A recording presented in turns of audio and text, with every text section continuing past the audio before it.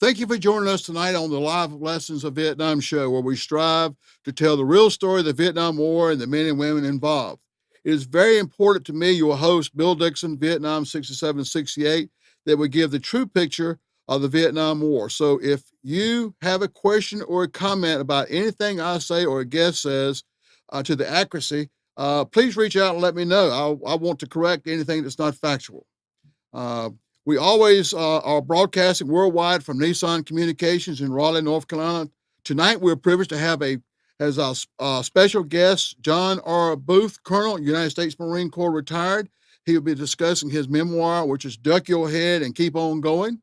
Lieutenant Booth served 13 months in Southeast Asia from June 65 to July 1966. Please take note of the numbers that you can use to be part of our show.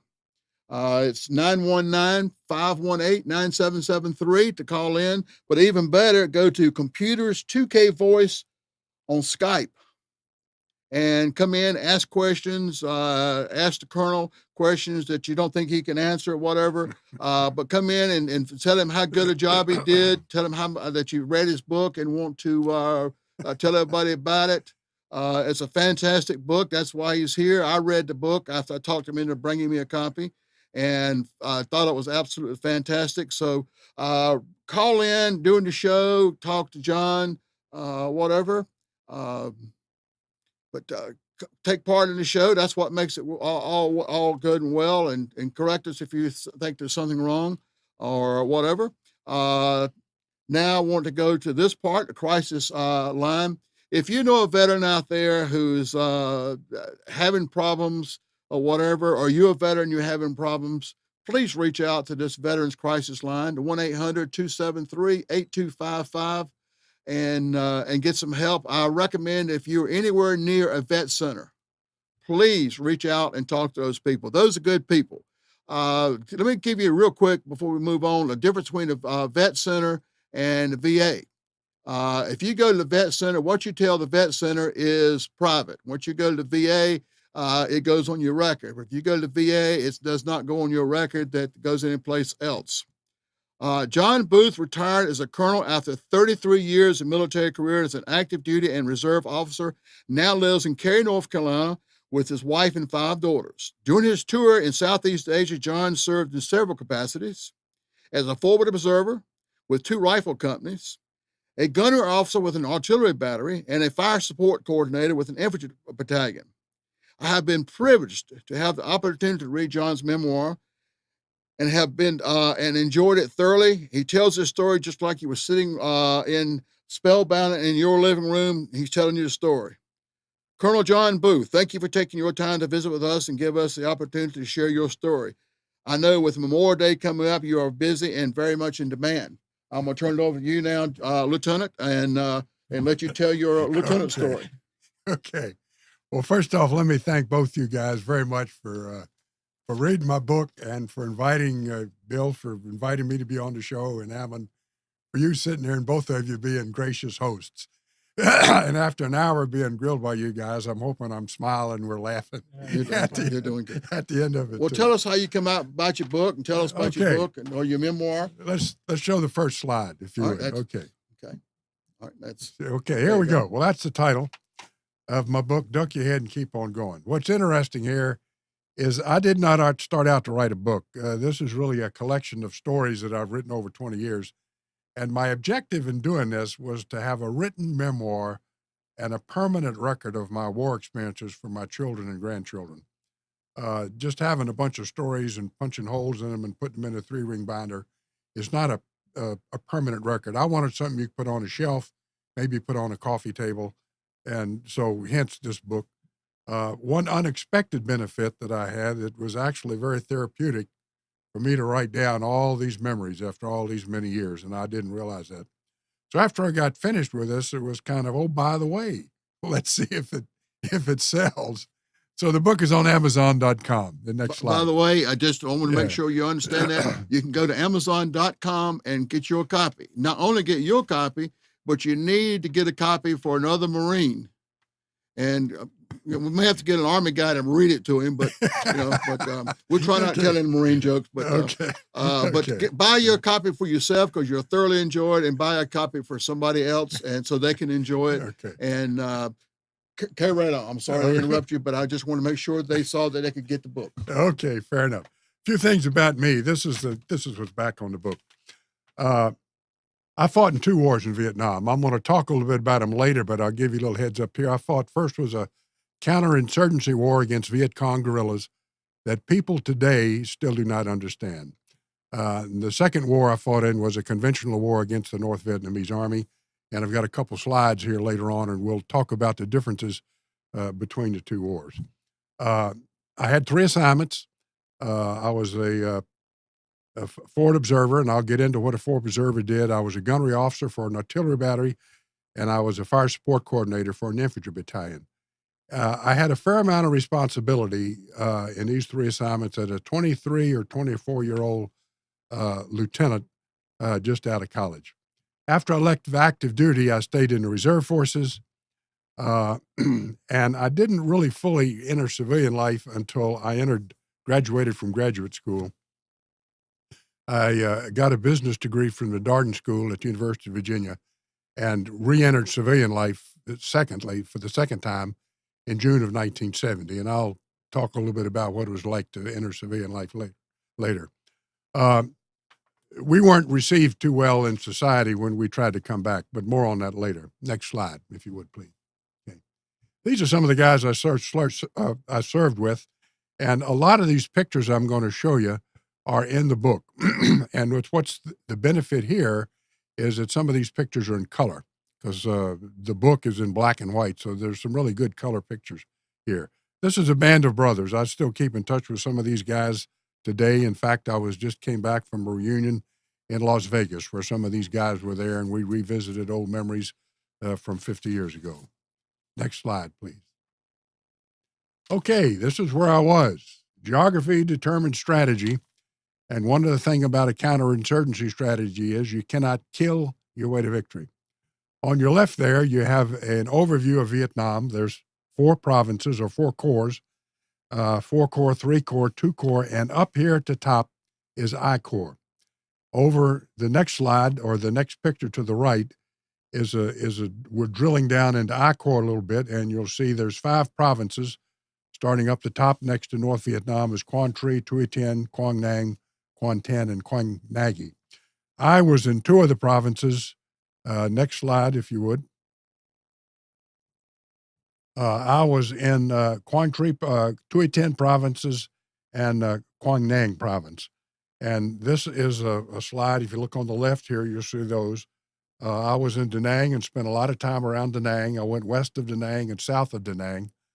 And then I was up around Hue, Phu Bai, and in the last part of my tour up against the North Vietnamese Army, we were north of Hue, and not up to the ZMZ, but north of Hue and south of Dong Ha. Let me go with that slide here. We'll back up one slide here. Can you back up a little bit? Okay. Counterinsurgency strategy. Okay, we got to realize, number one, you can't kill your way to victory. So here was our strategy. Vietnam is a rice economy. 90% of the people lived in 10% of the area, especially in I Corps. And if you look at the topo map, you'll see there's a lot of mountains. So 90% of the people lived in that 10% of the area along the coast. The lowlands are where they grow rice. So our strategy was convert or pacify that 10% of the area and win the allegiance of the people with their hearts and minds. Now, there are different strategies to do that. Probably not enough time to get into all the tactics that we use, but I'll talk about them. But the strategy was to go for the hearts and minds of the Vietnamese people. Now, that doesn't mean if we ran into Viet Cong, we didn't kill them. But you got to understand, we're not going to win the war by killing people. And the best analogy I can give for a counterinsurgency is, let's say your house is infested with roaches. If you're going to get rid of the roaches, do you really think you can get rid of them by killing them? No. You have to get to the cause of why the roaches are in your house to begin with.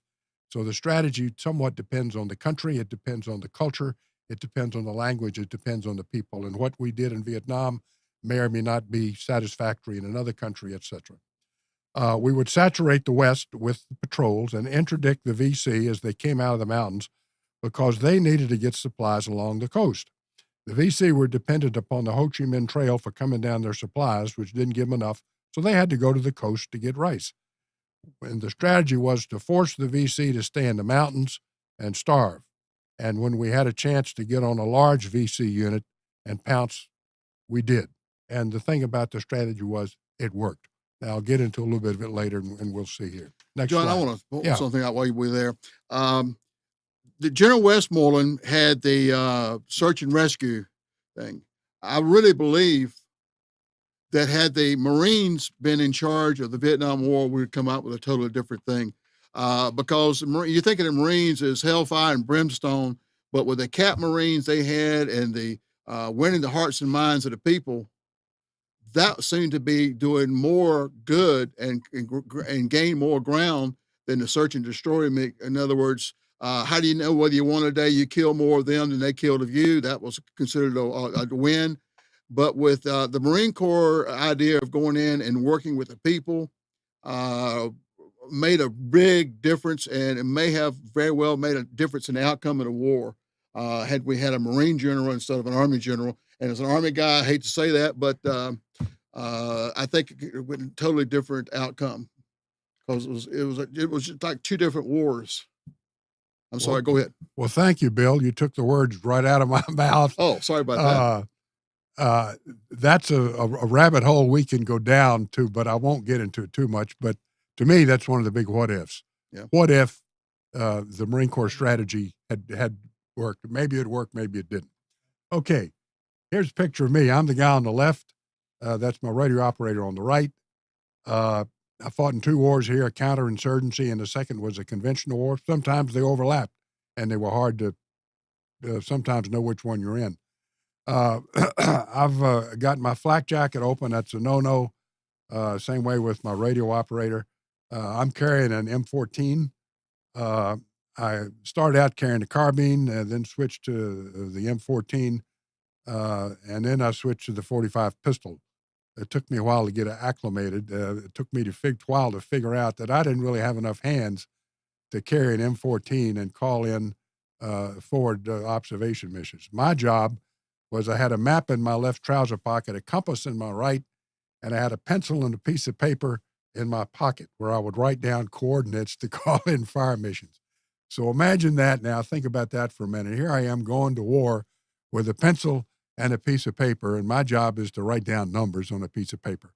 And if I get the numbers wrong, I'm liable to shoot the wrong people, and I could shoot myself and others. So we really had, so we really had to be careful about what we're doing. Next slide, please, if you would. That's me, Forward Observer, Second Lieutenant John Booth, standing in front of a 155 self-propelled howitzer. I fired 3 howitzers. This is one of them. This particular howitzer would throw a 95-pound shell, high explosive shell, about 9 miles. And when I called them in overhead, they sounded like a freight train going in overhead. That's a self-propelled. It's a 155 SP, M109. Yeah, it's an M109 is the designation of the howitzer, but it's a 155. There's both self-propelled and towed. But now we're getting too much into the weeds. Yeah. Okay. Next slide, if you would. Okay, that's a 105 howitzer. That's I took that picture myself. It's also on the cover of the book. That's really the workhorse of artillery, main artillery. It's quick and fast. It's got the shortest range. One battery can have 18 shells in the air within about 3 minutes. And now you can smother a football field size area with shrapnel. And when I was on patrol and was having to call an artillery fire for my rifle companies, this is the weapon I always wanted at my back. I felt comfortable if I knew I could have 105s. Okay. Next slide, if you would. That's an 8-inch howitzer. Now, that's the most accurate weapon in the Marine Corps arsenal if your target is stationary. I'm getting the statistics here a little bit. It's got a tight dispersion pattern, but it's slow and cumbersome to load. I worked with all 3 howitzers as a forward observer. I worked as a gunnery officer, and I get doing a lot of the mathematics for computing all the trajectories and everything.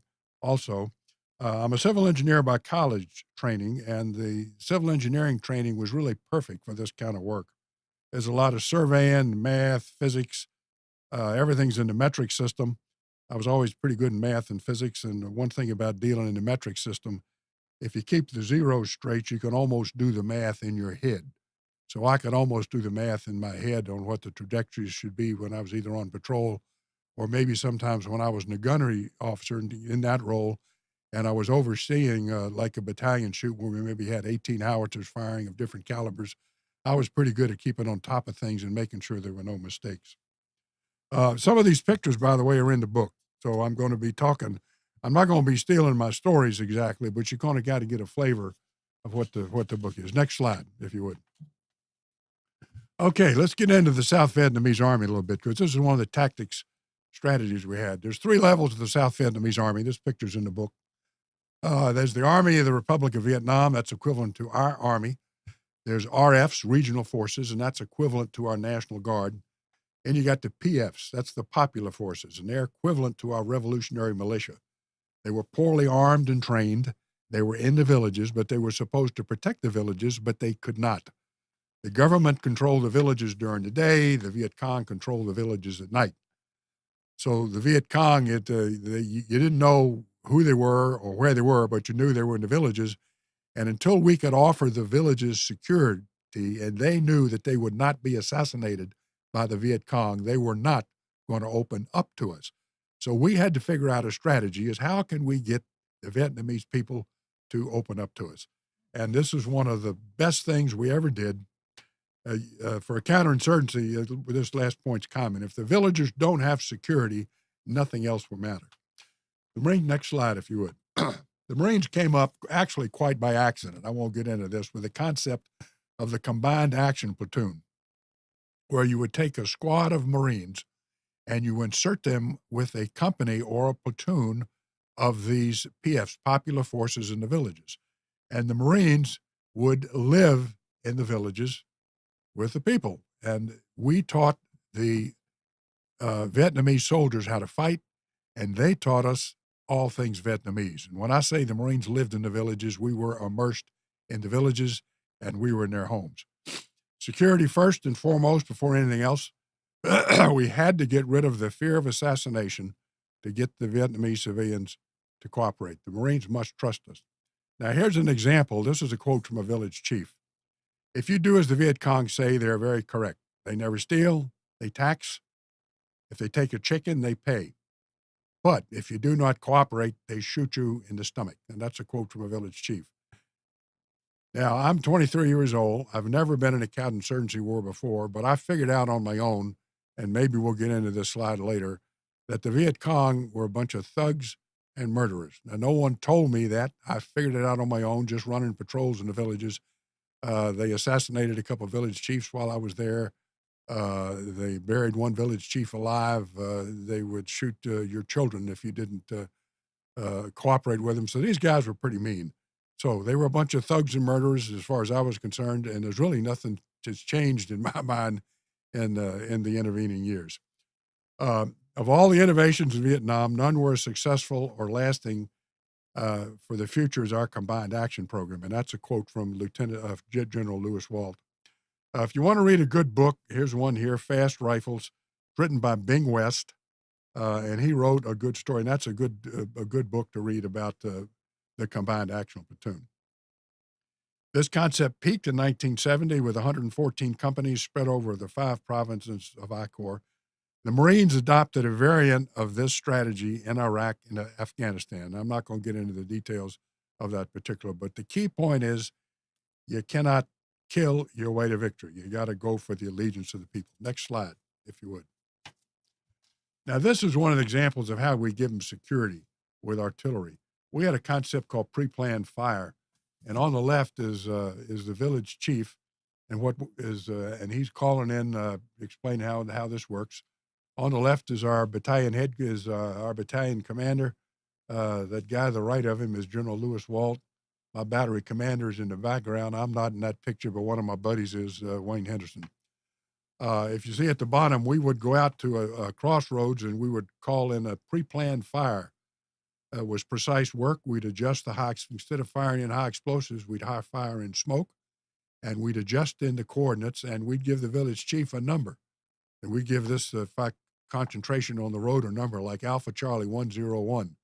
So if he had some bad guys coming down the road, he didn't have to go to all the trouble to figure out the coordinates. He'd just pick up the radio and say, fire Alpha Charlie 101, and we'd dump a bunch of high explosives on wherever coordinates.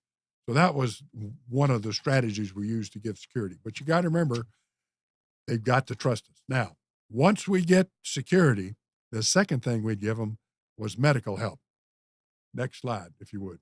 Security is first, but after that, provide medical help. Now, I led a lot of patrols into the hamlets, and I would have an interpreter with me. I'd have some intelligence guys, and I'd also have medical teams. My job was to keep the bad guys away. I had a doctor one time tell me, John, I've seen diseases in these villages I think went extinct in the Middle Ages. And that was true because they didn't have really a good concept of sanitation. If you have to go to the potty, you go downstream. You get your water drinking upstream. They didn't even have that concept. So among other things, we helped them dig wells and do those sorts of things. And here's an example of this is one of the little stories I have in the book. We use soap as a weapon. We come into a village. I'm leading the patrol in it, and this place is out of the Middle Ages. There's dogs sniffing around, and there's an odor of everything, and just a bad odor and so forth. You can just tell this is poverty and they're poor. And a mother brings her baby to the corpsman.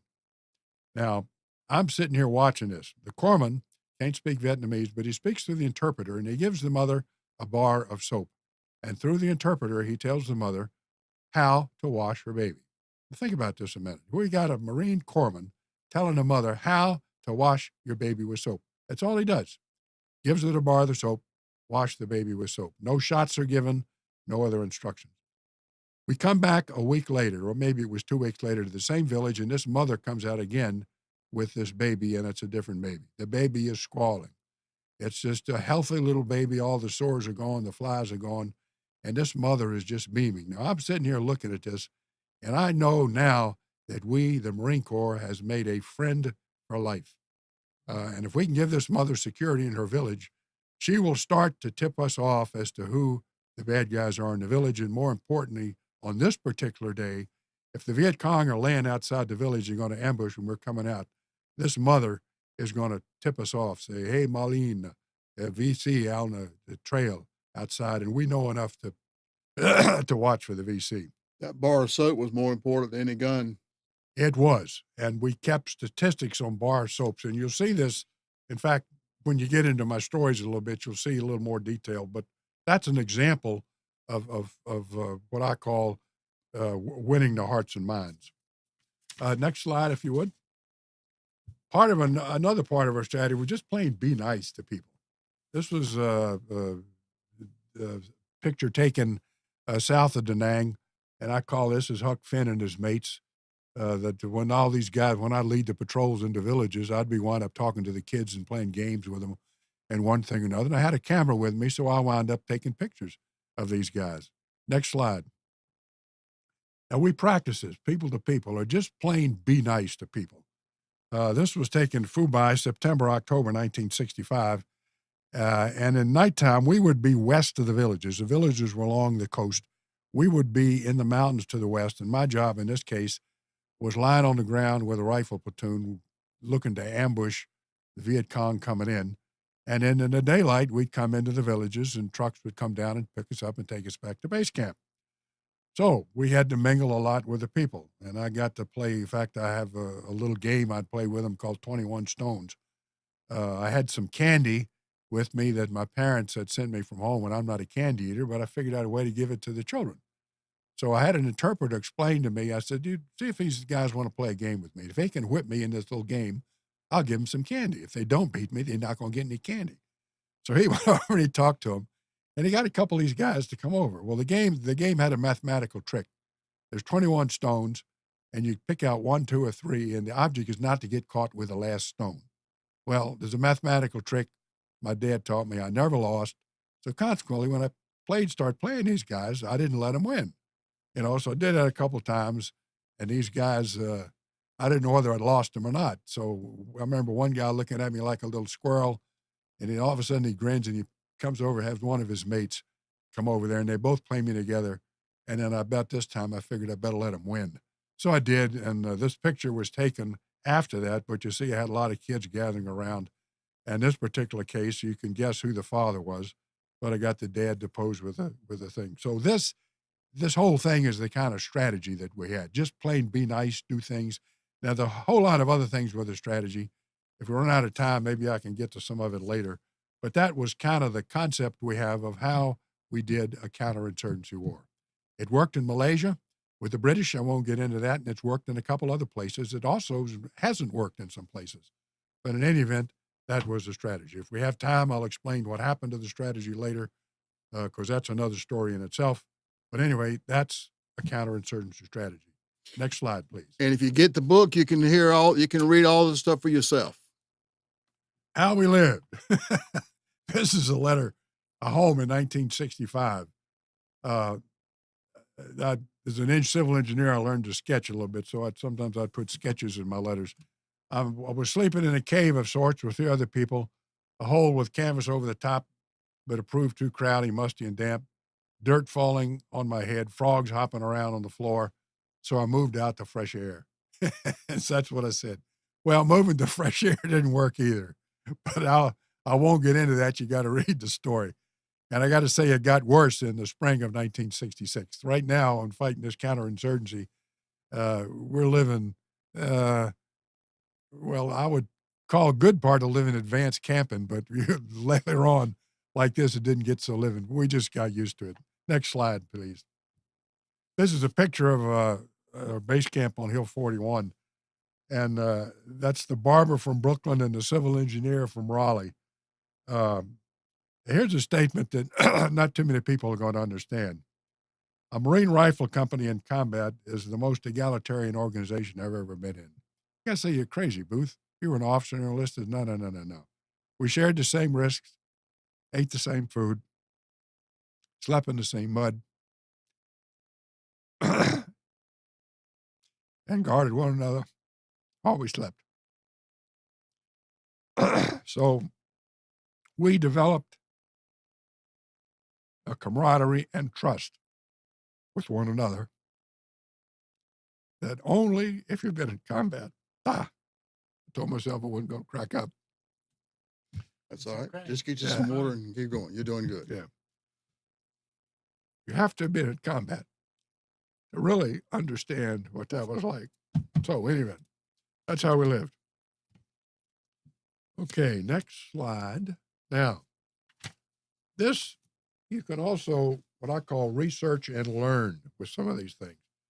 Let me read a little bit up the top here. You'll see what I did, because there's a lot of statistics in here. And if you really wanted to do some learning, you can do some with some of the things we pack here. So what I did, I'm going to read from this little top up here that probably too small a print for you.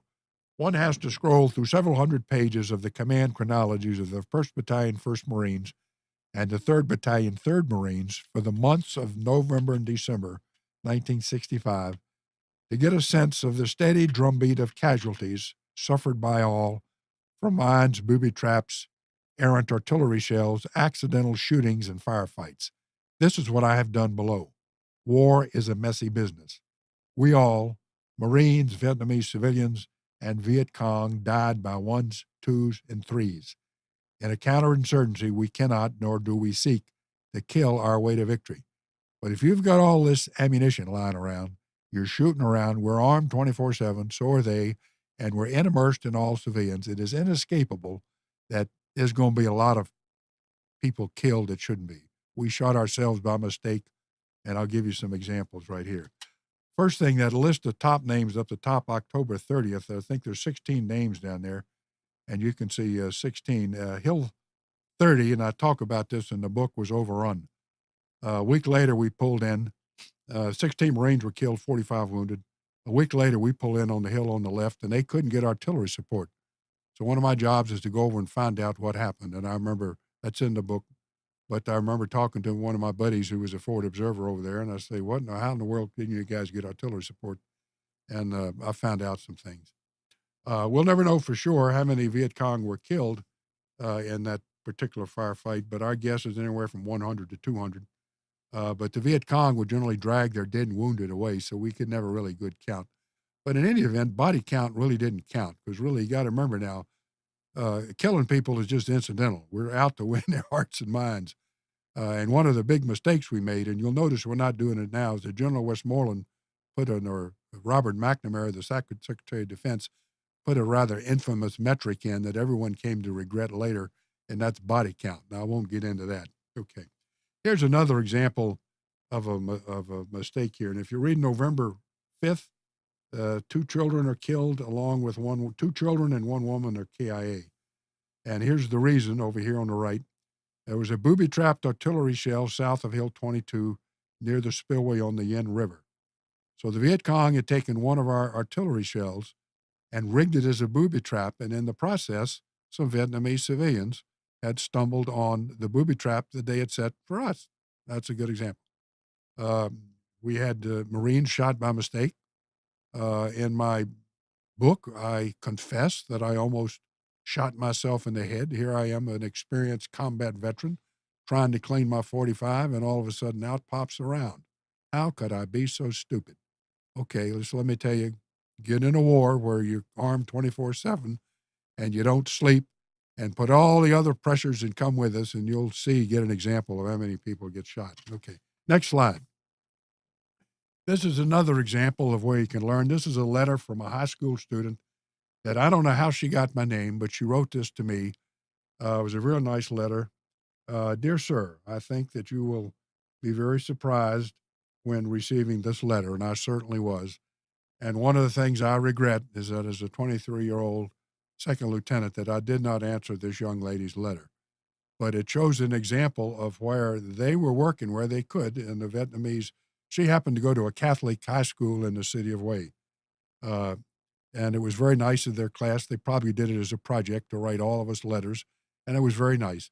And I wish, as a 77-year-old grandfather, that as a 23-year-old second lieutenant, that I answered her letter. I didn't. So, next slide, if you would. Okay. This is what you saw the first slide, only it's starting now to be a different war, and we're going to jump ahead 6 months. This is in the spring of 1966. And the strategy changed. Our counterinsurgency strategy was working. The North Vietnamese, and we may or may not have time to, how are we doing on time, by the way? You're good. It's okay. The North Vietnamese wanted to suck us into a war on their ground. They saw our counterinsurgency strategy was working. So the couple things they did, next slide. The NVA infiltrated in the northern province up here around Quang Tri. And then south, there's no way I could put a little, I wish I could shine on the map, but the Special Forces camp at Ao Shao Valley, which is west of Hue, had fallen to the NVA. And there's a direct path from the Ao Shao Valley to the coast. They're infiltrating in the north. And the thinking is between the Marine generals and the Army generals, General Walt and General Westmoreland, wondered what was going on. And perhaps the North Vietnamese were changing the metrics of the game. And maybe we needed to land and think about a different style of war. So the end result of that was that we're out of it. We went back to Okinawa for replacements and supplies. We came back in, and we were going to be something called a Special Landing Force. But at the last minute, they changed, took our battalion, and landed us again up around Hue City. So our job was to find the North Vietnamese Army and pick a fight. That was the unofficial instructions we had.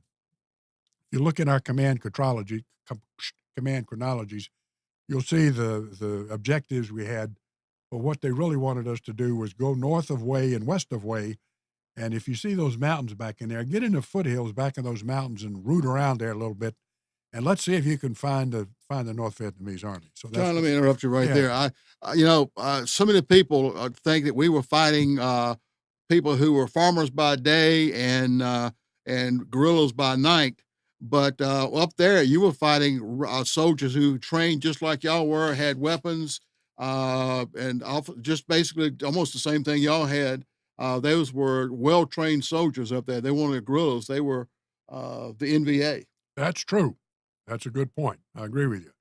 And the Viet Cong, as being farmers by day, yeah, some of them were, but a lot of Viet Cong, because I got into some intelligence, a lot of Viet Cong units were really North Vietnamese soldiers that were masquerading at Viet Cong. And when the country had been partitioned in 1954, all the people that were supposed to go north, a lot of people stayed back and were communists and went underground. Yeah, the Viet Minh, a lot of the Viet Minh stayed back when. Yes, they were called Viet Minh then, called Viet Cong now. But you raised a good point. We're no longer fighting guerrillas. These are North Vietnamese Army. Okay, next slide. I'm going to read it. This is, there's no camera here. This is starting out. Here's what my fitness report says. Lieutenant Booth has been in continuous combat for 45 days under fatiguing conditions. Thus reads my fitness report written in June of 1966. Seen through the mist of 5 decades, my memory of those 6 weeks is of a grinding existence where we survived like animals immersed in mud and filth. Our constant companions were debilitating dysentery and unrelenting heat. There was never enough water. Our worldly possessions we carried on our backs. Our feelings alternated between boredom, adrenaline-driven highs, and fear. Ammunition, water, and food were hella lifted in, and dead and wounded were hella lifted out. We fought mortar attacks, landmines, snipers, and combat with an elusive enemy we never could quite bring to bay. From April 1st through May 31st, 34 Marines would be killed and close to 100 wounded. I would lose 20 pounds, and when I resurfaced in Da Nang on June 1st, my uniform hangs on me like a rag, and I resembled a scarecrow. Well, that's the introduction to the last half of the book, where I'm fighting now the conventional war. So if you would, next slide. Now, my job was a fire support coordinator or with an infantry battalion. A way to look at this is I'm the dean of the College of Mathematics and Explosives, and the nickname I gave myself is I'm Mr. Blow Things Up. So I'm on the battalion staff, and if you want to blow something up, you come see me, and I'll make arrangements on it, and we'll talk about it. The guy that I had working for me, and I'm going to talk about him on the next slide a little bit, but he had been a gunnery sergeant and had been busted to PFC. And I remember asking him, I said, what in the world did you do to get busted to PFC? And his reply was classic. He says, whiskey, women, and bad checks, Lieutenant. Now, I'll talk about him in a minute. This picture is taken June of 1966, and I'm in Hai Van Pass, just north of Da Nang. The professor, and that was a nickname I gave for him in the book, and I have just gone through 45 days of this continuous combat. I'm within 30 days of going home and have all my arms and legs, and hence you see I've got that big smile on my face. Next slide, if you would, please. Okay, here's a little summary. Find the North Vietnamese and pick a fight. I'm Mr. Blow Things Up. But there's an upside-down command arrangement here. My section chief, who really knows more about this job than me because he was an E7, a fairly senior enlisted man, and he's now a PFC. And people that are working for him, the lance corporals and corporals, outrank him, but he's the guy in charge, so he's my top enlisted man. So really, I've got a kind of an upside-down command arrangement. So sometimes you got to play the cards you've been given. So I figure I got to play these cards. So I got to make this situation work. So I remember asking, what in the world did you do to get busted to PFC? Whiskey, women, and bad checks, Lieutenant. And then I said something like, well, your past sins are forgiven. Do a good job, and I'll do whatever I can to help you. He did, and I did, and we developed a very unusual friendship. I would like to connect again with the professor, but I really don't know how to do it. Perhaps the viewers on this program, maybe, I don't know how, may know, and if you do, call in. And here's the kind of questions you want to ask. I was with the 1st Battalion, 4th Marine Regiment. I was a fire support coordinator from April and May of 1966. I really don't want to give the gentleman's name because I have learned that if you're going to go into public domain, just to be nice and so forth, don't use anyone's name unless you have their permission, and I don't. But I'm very respectful when I say the professor, he helped me out I helped him out.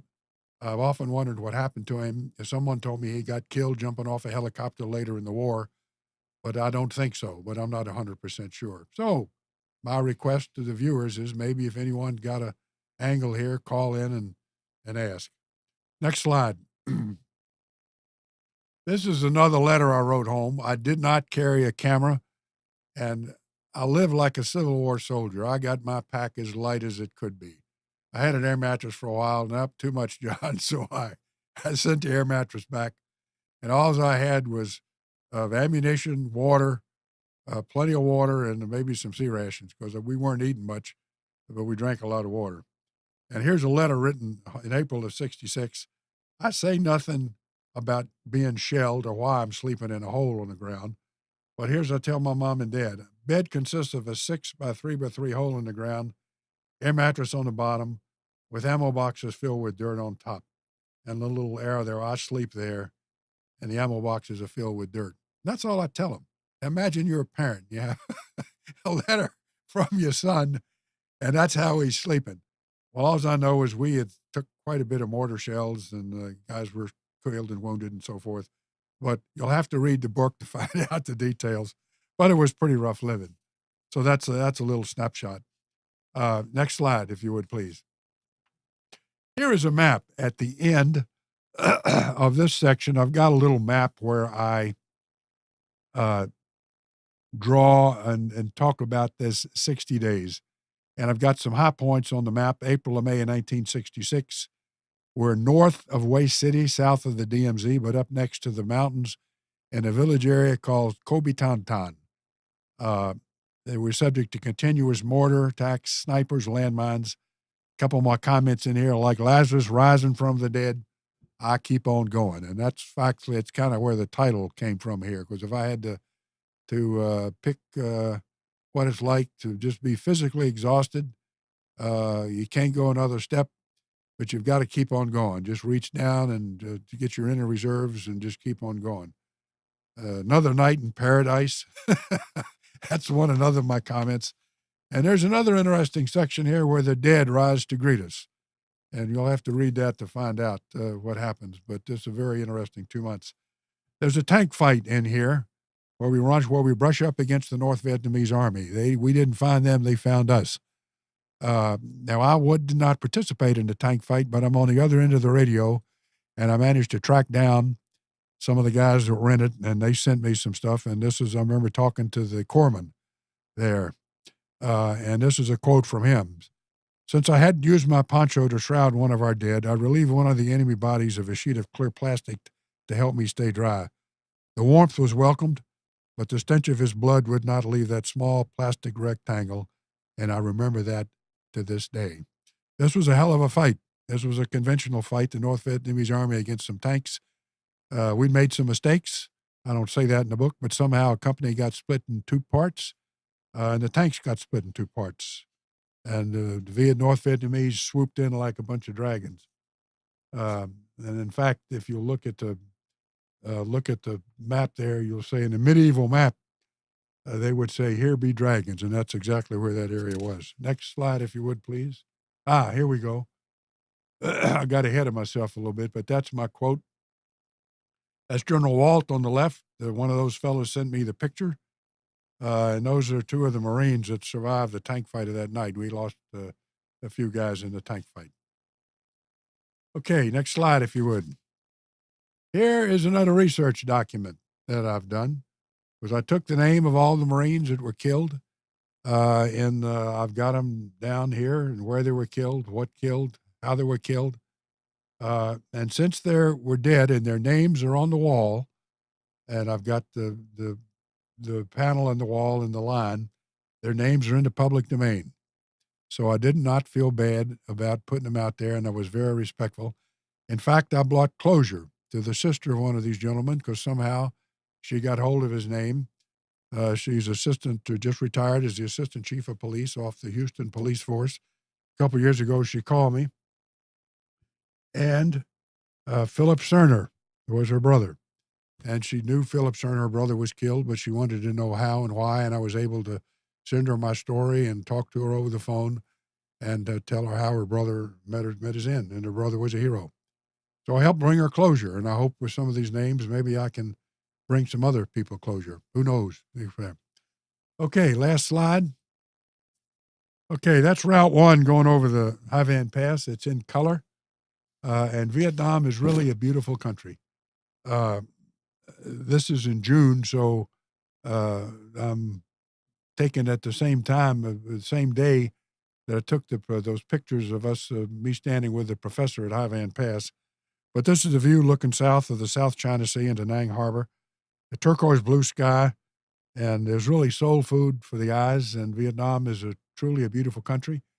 And as I was telling these guys earlier, here I think I may want to go back, but that's another story, and we'll have to see whether that works out.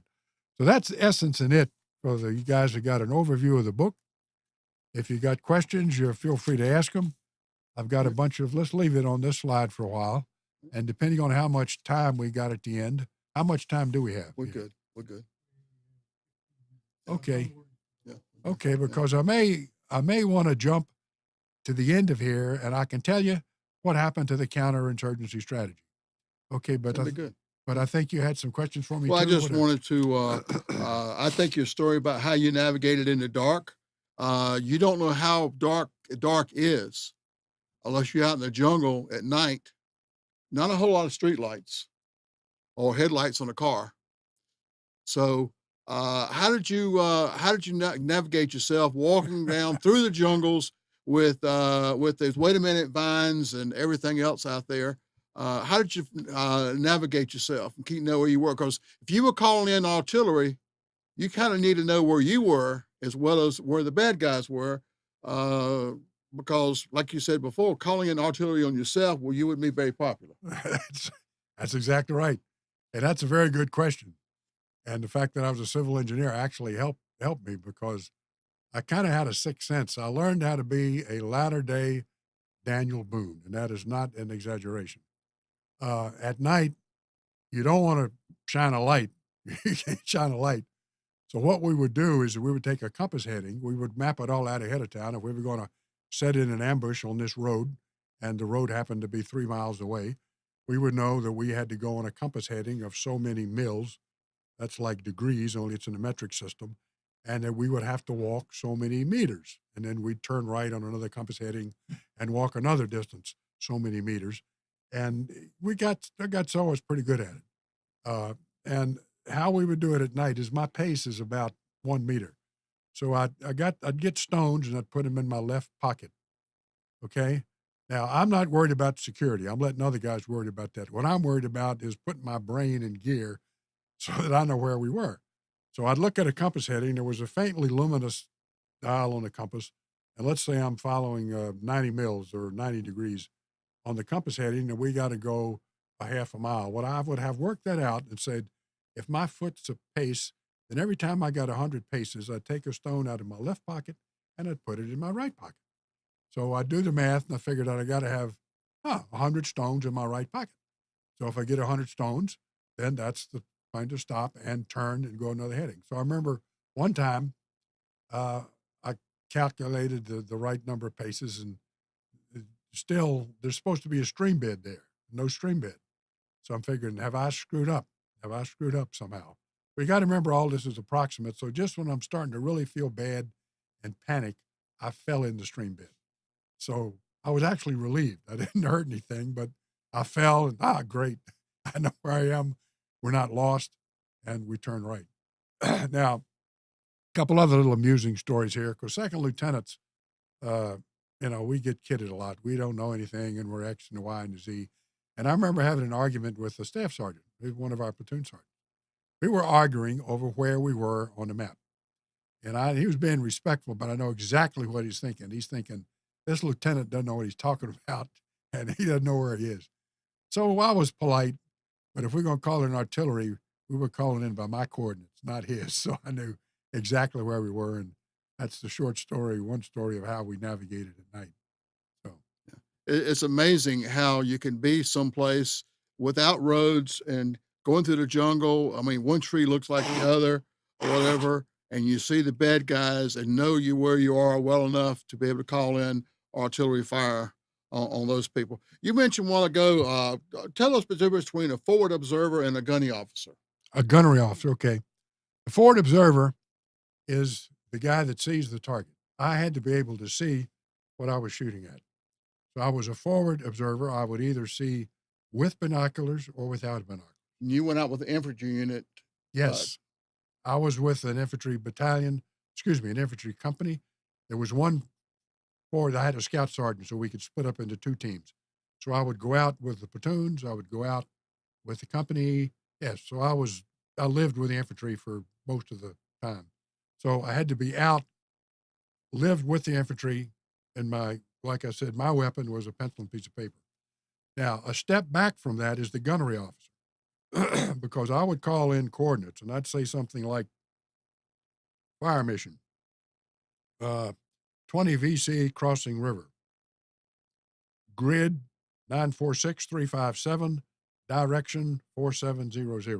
Now, that's gobbledygook to anyone, except I'm giving the mathematics, numbers to the gunnery officer back in the rear. And he has working for him a team, and I had this job too, of about 6 different Marines, and they would have, they were doing surveying, mathematics. They were figuring lateral differences on the train. We had 2 big charts, and they know how to plot in the maps.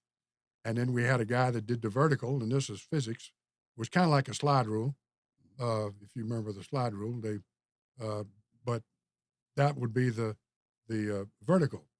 So out of those numbers calculation, it would take about 3 minutes to do all the calculations. We would send numbers to the guns, and what we would send to the howitzers now is 2 numbers, and that's all.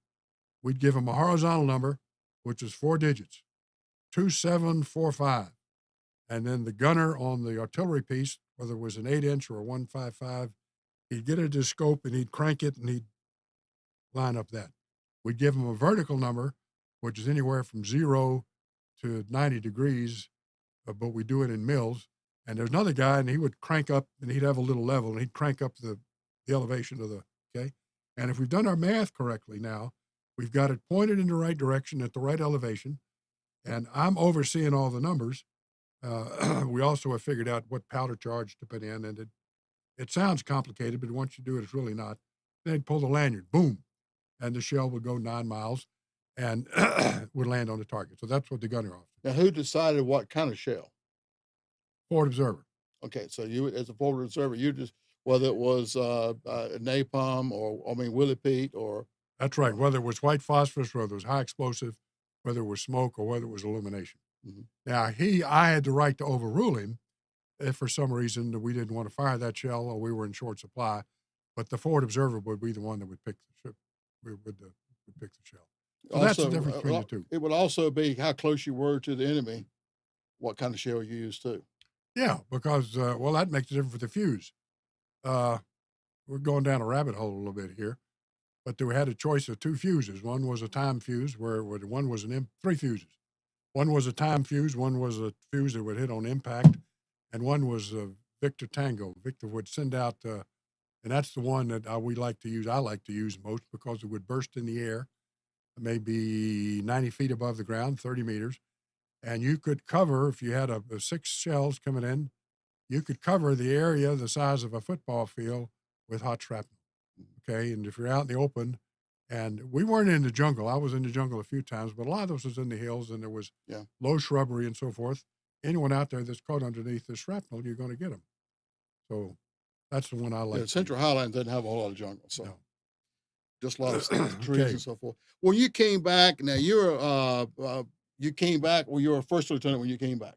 No, actually, I got promoted to captain. Oh, you were captain when you came back. Yep, promotions went quick. All right, so you came back from Vietnam. Here you are fighting for your country. You are now captain in the United States Marine Corps. The prettiest uniforms of anybody in the military. There's nothing better than the Marines dress uniform. And you're back, and here you are, been out there, and the girls were just flocking all over you, I know, and everybody was patting you on the back and telling you how great a job you did and so forth. You're kind of quiet there. You didn't. Well, what's your question? Well, let me ask you a question. How we were treated? Okay. took me twice to reentry civilian life.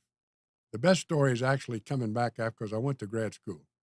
I thought of staying in the Marines. In spite of Vietnam, I liked the Marines. We fit together, and I thought of making a career of it. I was told we were going to be mobilized for the Tet Offensive, which was fine with me. Now, the listeners and some of you might be sitting out, well, you're crazy, Booth. You mean you would be volunteered to go back and fight in the Tet Offensive? And the answer is yes. And you say, you're crazy, fine, get over it. Don't join the Marines. That's all I can tell you. Okay, you have to be a Marine to understand that. Well, I was disappointed. They weren't mobilized. So now what am I going to do? And I'm 25 years old. And I had enough sense to figure out that if I went back on active duty anyway, because I didn't know what else to do, that's life happening to me instead of me happening to life. You understand the difference? Mm-hmm. So I've always been a good student. So I said, go to grad school. It was a flip between law or business. And I went to the Darden School at the University of Virginia and got an MBA. I tell people that's the second smartest thing I did. Smartest thing I did was marry my wife. So I put that in here. So I go out and I go to work for a good Fortune 100 company, Procter & Gamble, but I'm kind of dense. And it took a while, but after I'm having a conversation with my boss. It was a good boss. And he'd been in the Army, but it dawned on him exactly where I was, the plant cafeteria, when all of a sudden I had an epiphany. And I don't know whether it was body language or a combination of things, but it dawned on me, John, if you want your career to go anywhere with Procter & Gamble, you got to shut up about Vietnam. So from that day forward until I retired, 30 years later, I did not talk about Vietnam at work. If people would ask me, I'd tell them, but I was generally pretty closed mouth about it. Now, don't feel sorry for me because I had a very excellent career. I left Procter & Gamble after 6 years and had a good opportunity with Baxter International. And both of those are Fortune 100 companies. And I had a 23-year career with them. I retired as the vice president of a billion-dollar division. So things worked out great. But during that whole time, I never talked about Vietnam unless I was asked. How about in school when you were coming back? You were early on in the war, 65, 66. It got about 67, 68, about 68, we were told not to wear our uniforms home. How was it in school with the people that don't know? Would the students know you were a Vietnam vet? I mean, yes, you were much more. You were much more mature than some of the other students. We were, but this was grad school. University of Virginia, Darden Business School was really like going to a monastery. The business school had made a conscious decision to go after veterans. So about 20% of the business class were veterans. A lot of us were Vietnam veterans. And the students for Democratic Society, they knew enough not to mess with us. All we wanted to do was to get our degree and get on with our lives. We weren't into demonstrating or anything. So they knew enough to leave us alone. And we had our own tight-knit community among ourselves. So it actually worked out pretty well while I was in graduate school. But you got to understand, once we left graduate school, then I'm going out in general society. And that's where I learned to shut up. Yeah. Well, those of you out there, Amnon's got. I have one question before Okay. you end. Did the professor ever climb back in the ranks? Yes, I'm sure he did because, and as another military man, you understand this, a battalion commander has the power to promote up to E5 in the field. Okay, if you want to get promoted to E6 and E7, it takes a promotion board back in Washington, D.C. So I'm sure the professor got up to E5 pretty quick, okay, because he did me a good job and I gave him an excellent fitness report. But he still couldn't keep the drive. He still couldn't keep the drinking. I got to tell. This is in the book. I got to tell the story. We're stretched out and we're collapsed on a hilltop. We're just exhausted after a day. We just want to. And all I wants to drink a cold water. The professor reaches into his pack, pulls out a bottle of whiskey, and says, "Hey, Lieutenant, you want a drink?" He passes the bottle over to me. So I got, what am I going to say? I said, put the bottle away and don't let me see it again.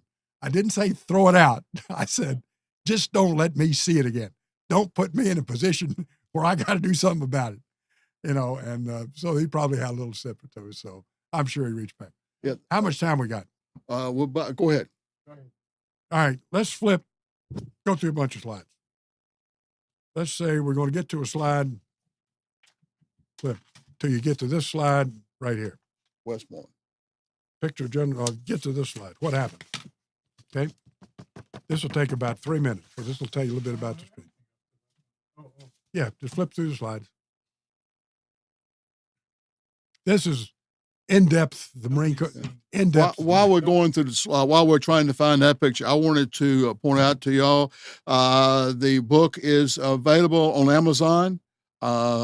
It's fantastic. It's a good read. It's an easy read.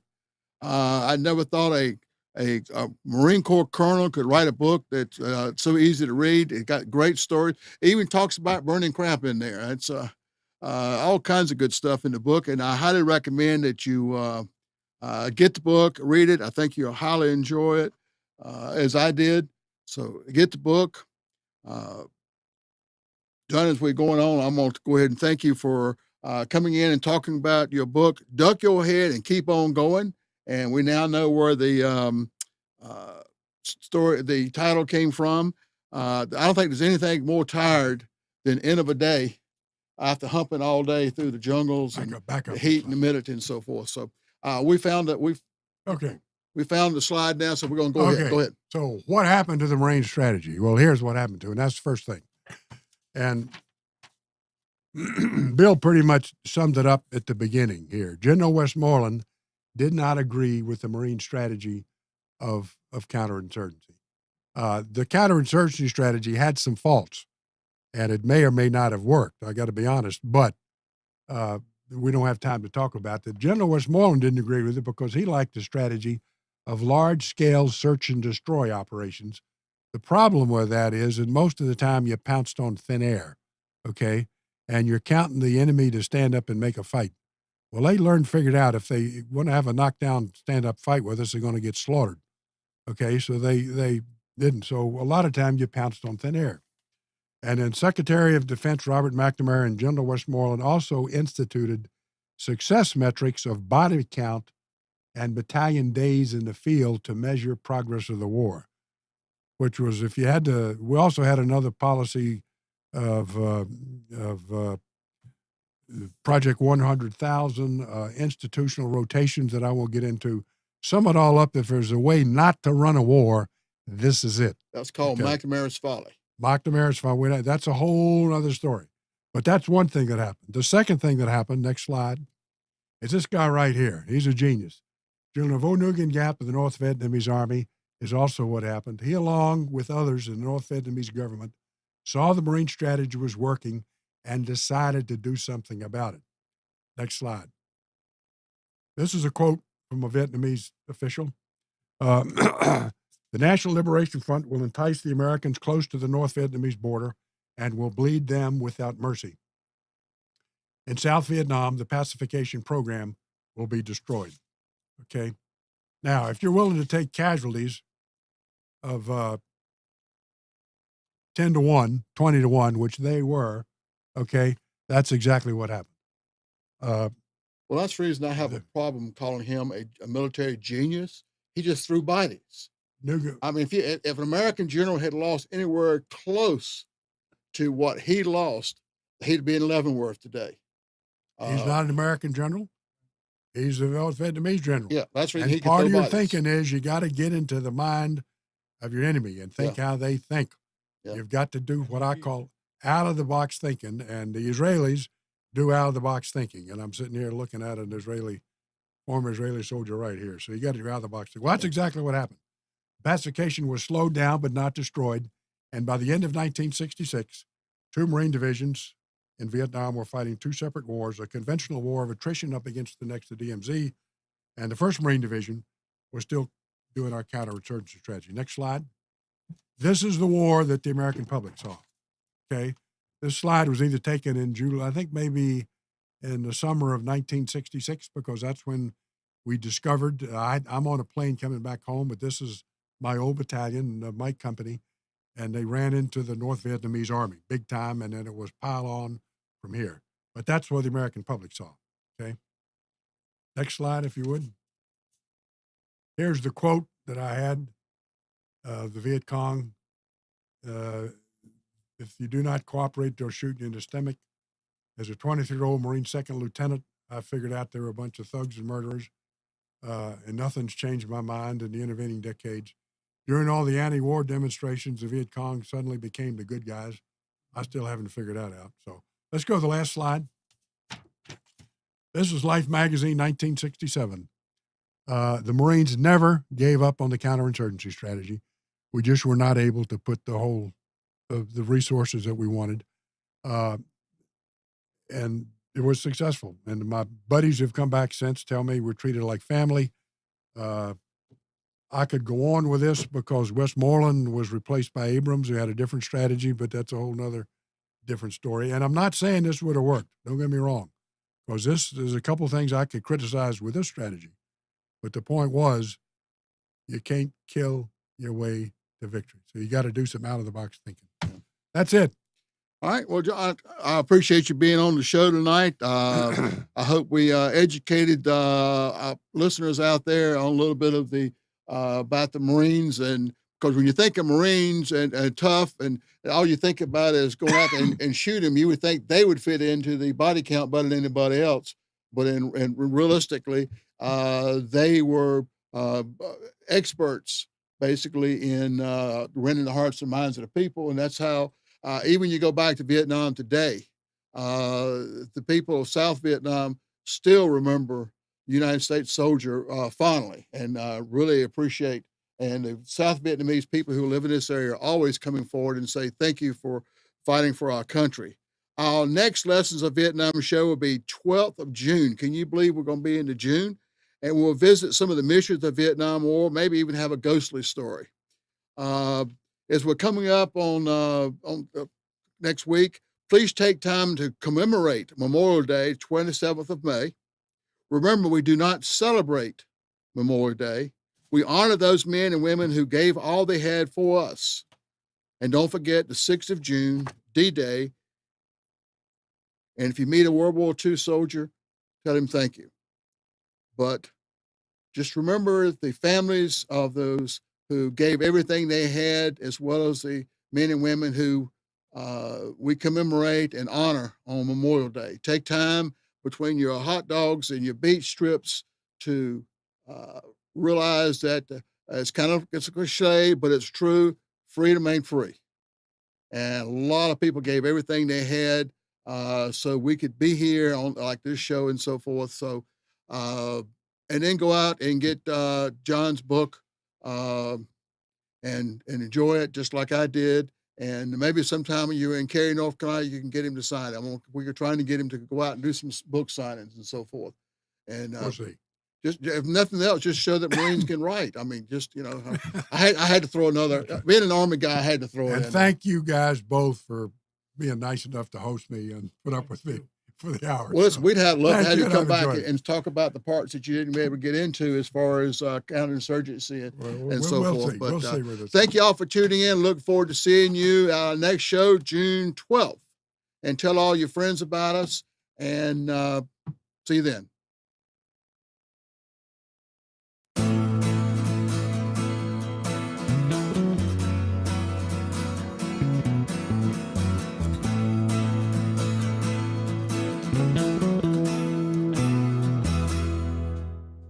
You are tuned to the Nissan Communications Network.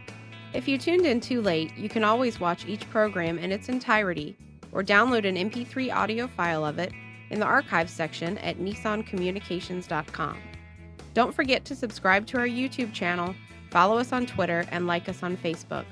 Sponsored by Telestream's Wirecast software, StreamingGear.com, Carolina Apparel, and DeltaForce.net.